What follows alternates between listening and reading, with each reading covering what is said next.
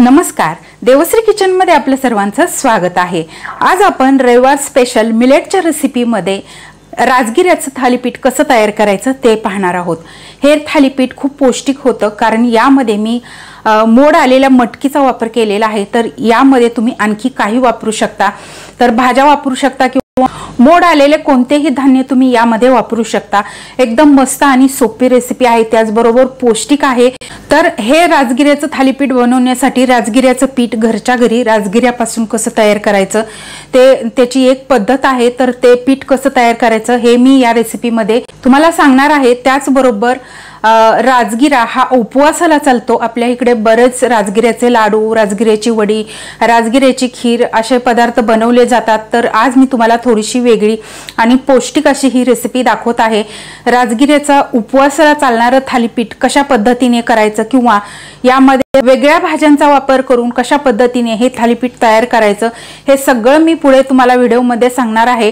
Video पूर्ण पहा, आवडल्यास लाईक शेअर नक्की करा। त्याचबरोबर तुम्हाला ह्या मिलेटच्या रेसिपी कशा वाटतात ते कमेंट करून मला नक्की सांगा आणि रेसिपी आवडल्यास देवश्री किचनला सबस्क्राइब करायला विसरू नका।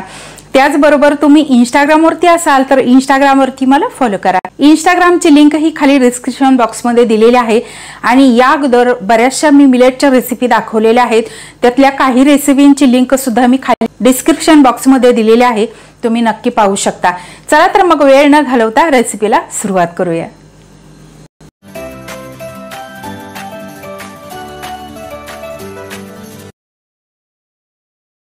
राजगिऱ्याचं थालीपीठ करण्यासाठी इथे मी 1 वाटी राजगिऱ्याचं पीठ घेतलेलं आहे। हे पीठ घरीच तयार केलेलं आहे। तर हे पीठ कसं तयार करायचं ते मी तुम्हाला अगोदर सांगते, कारण राजगिरा आपण जेव्हा घेतो त्यावेळेस तो राजगिरा धुवून नंतर त्याचं पीठ आपल्याला तयार करायचं आहे। स्वच्छ 2 वेळा धुवून घ्यायचा, राजगिरा जास्तही धुवायचा नाही, फक्त आपल्याला यातले काही कचरा असेल तर तो काढून घ्यायचा आहे। 2 वेळा राजगिरा स्वच्छ पाण्याने धुवून घ्यायचा, नंतर तो एका कपड्यामध्ये 1 तासभर बांधून ठेवायचा आणि नंतर तो सुती कपड्यावरची पसरवून ठेवायचा आणि पूर्ण सुकवून घ्यायचा, वाळवून घ्यायचा आणि नंतरच तो दळून आणायचा आणि त्याचं पीठ तयार करून घ्यायचं। अशा पद्धतीने आपल्याला या राजगिऱ्याचं पीठ तयार करून घ्यायचं आहे। तर आज आपण थालीपीठ तयार करतोय। 1 वाटी राजगिऱ्याचं पीठ आणि इथे मी 1 वाटी मोड आलेली मटकी घेतलेली आहे, किंवा तुम्ही मोड आलेले मूग सुद्धा या ठिकाणी वापरू शकता, किंवा तुम्हाला जर कडधान्य वापरायचं नसेल तर यामध्ये तुम्ही भाज्या वापरल्या तरीही चालेल। तर 1 वाटी पिठासाठी छोटी वाटी मी मोड आलेली मटकी घेतली, अर्धी वाटी बारीक चिरून कांदा घेतलेला आहे, कोथिंबीर, 1 चमचा लसणाची पेस्ट घेतलेली आहे, 1 चमचा धने जिरे पावडर, अर्धा चमचा ओवा, 1 ते 1.5 चमचा तीळ घेतलेले आहेत, चवीनुसार तिखट, चवीनुसार मीठ आणि थोडीशी हळद लागणार आहे आणि आपल्याला थोडंसं तेल लागणार आहे। तर थालीपीठ करण्यासाठी आपण हे पीठ मळून घेऊयात। सुरुवातीला एका भांड्यामध्ये आपण हे सगळे पदार्थ मिक्स करून घेऊयात। तर इथे मी फक्त राजगिरा पिठाचा वापर करते, तुम्हाला हवं असेल तर तुम्ही यामध्ये आणखी दुसरा ज्वारीच्या पिठाचा वगैरे वापर करू शकता, किंवा थोडंसं बेसनचं पीठ टाकलं तरीही चालेल। पण इथे मी प्युअर मिलेटची रेसिपी तुम्हाला दाखवते आहे, त्यामुळे फक्त मी इथे राजगिरा पिठाचा वापर करते आहे। यामध्ये आपण हे सगळे पदार्थ मिक्स करून घेऊयात। तुम्हाला हवं असेल तर कडधान्याच्या ऐवजी तुम्ही भाज्या वापरल्या तरी सुद्धा हे थालीपीठ चवीला एकदम मस्त लागतं। तर इथे मी कडधान्याचा वापर करते आहे, यामुळे हे थालीपीठ आणखीनच पौष्टिक होईल। चवीनुसार मीठ घालूयात।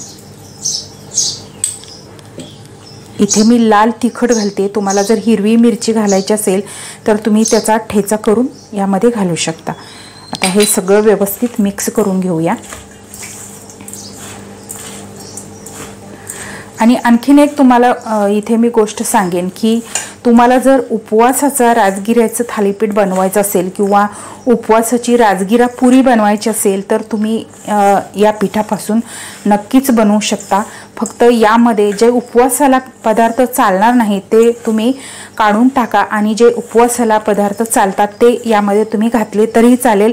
उदाहरणार्थ यामध्ये तुम्ही बटाटा घालू शकता, किसलेला किंवा शिजवून बटाटा घालू शकता, किंवा रताळ सुद्धा तुम्ही यामध्ये खिसून घालू शकता किंवा शिजवून घातलं तरीही चालेल। शिजवून घातले तर याच्या पुऱ्या खूप छान होतात आणि तुम्ही खिसून घातलं तर अशा पद्धतीचं थालीपीठ तुम्ही तयार करू शकता।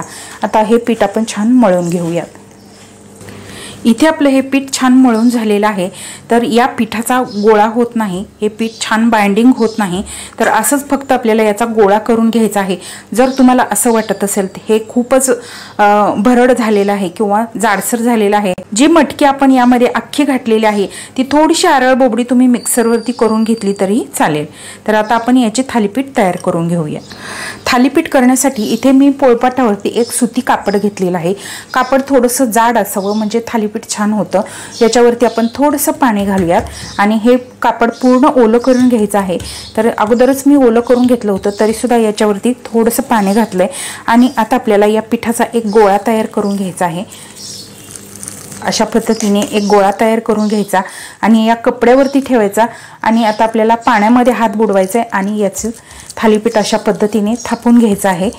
याला बाजूने चिरा जातात पण ते व्यवस्थित हाताने करून घ्यायचं आणि गोल असं याचं थालीपीठ करून घ्यायचं। हे थालीपीठ आपल्याला खूप पातळ करायचं नाही, थोडंसं जाडसर ठेवायचं म्हणजे खायला एकदम मस्त लागतं, खमंग लागतं। अशा पद्धतीने आपण हे थालीपीठ थापून घेऊयात। अशा पद्धतीने इथे आपलं थालीपीठ थापून झालेलं आहे। आता याच्यावरून थोडंसं तेल लावून घेऊयात। पूर्ण थालीपीठावरती तेल लावून घ्यायचं आहे म्हणजे तव्यामध्ये टाकल्यानंतर ते तव्याला चिकटून बसणार नाही, ते व्यवस्थित निघलं जाईल। आता याला आपण वेज पाडून घेऊयात। हे थालीपीठ थोडंसं जाड असतं, असे वेज पाडून घ्यायचे म्हणजे याच्यामधून सुद्धा वाफ जाते आणि छान असं हे थालीपीठ भाजलं जातं। अशा पद्धतीने इथे आपलं थालीपीठ तयार झालं। आता आपण हे तव्यावरती टाकूयात।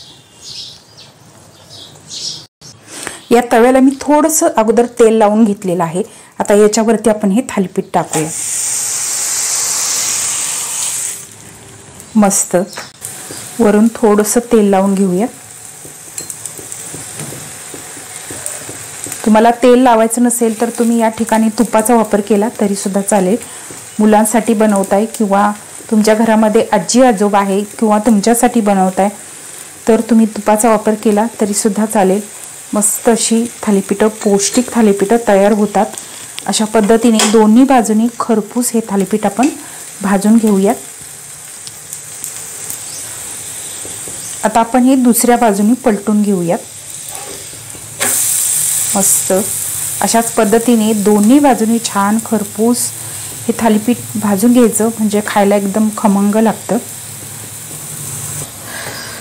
दोन्ही बाजूनी आपलं थालीपीठ छान खमंग भाजलेलं आहे। आता आपण हे काढून घेऊयात। मस्त आणि अशाच पद्धतीने आपण बाकीची थालीपीठ सुद्धा करून घेऊया।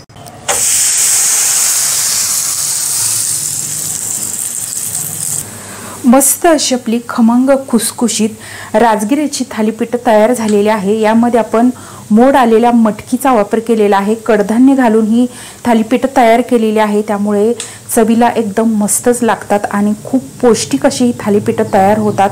तुम्ही लहान मुलांच्या टिफिनसाठी सुद्धा देऊ शकता, तुमच्यासाठी किंवा तुम्ही डाएट करत असाल तर डाएटसाठी सुद्धा तुम्ही हे थालीपीठ करून खाऊ शकता। एकदम मस्त आणि सोपी रेसिपी आहे। फराळासाठी कसं करायचं ते तुम्हाला मी अगोदर सांगितलेलंच आहे। आणि जर तुम्हाला ही थालीपीठं मस्त अशी कुरकुरीत करायची असतील तर तुम्ही झाकण न ठेवता ही थालीपीठं भाजून घ्या म्हणजे छान कुरकुरीत होतात, कडक होतात। आणि जर तुम्हाला वयस्कर वृद्ध घरामध्ये लोक असतील त्यांच्यासाठी मऊ थालीपीठं करायची असतील तर तुम्ही या थालीपीठावरती झाकण ठेवून भाजा म्हणजे ती थालीपीठं मऊ होतील। तर ही थालीपीठं तुम्ही दह्यावरती खाऊ शकता किंवा खोबऱ्याच्या चटणीवरती खाऊ शकता किंवा तुमच्याकडे लोणचं असेल तर लोणच्यावरती सुद्धा ही थालीपीठं एकदम मस्त लागतात। तर दही धपाटं आपलं किंवा दही थालीपीठ आपलं तयार झालेलं आहे। मस्त आणि सोपी रेसिपी आहे। आजची आपली रविवार स्पेशल मिलेटची रेसिपी तुम्हाला कशी वाटली ते कमेंट करून मला नक्की सांगा। या रेसिपीला लाईक करा, शेअर करा। त्याचबरोबर तुम्हाला जर माझ्या मिलेटच्या रेसिपी आवडत असतील तर माझ्या चॅनलला सबस्क्राईब करायला विसरू नका। त्याचबरोबर बेल आयकॉनवरती क्लिक करा म्हणजे मी जेव्हा जेव्हा माझ्या रेसिपी अपलोड करेन तेव्हा सर्वात आधी त्याचे नोटिफिकेशन तुम्हाला मिळेल आणि माझे प्रत्येक नवीन पारंपरिक पद्धतीच्या त्याचबरोबर मिलेटच्या रेसिपी तुम्हाला पाहता येतील। धन्यवाद।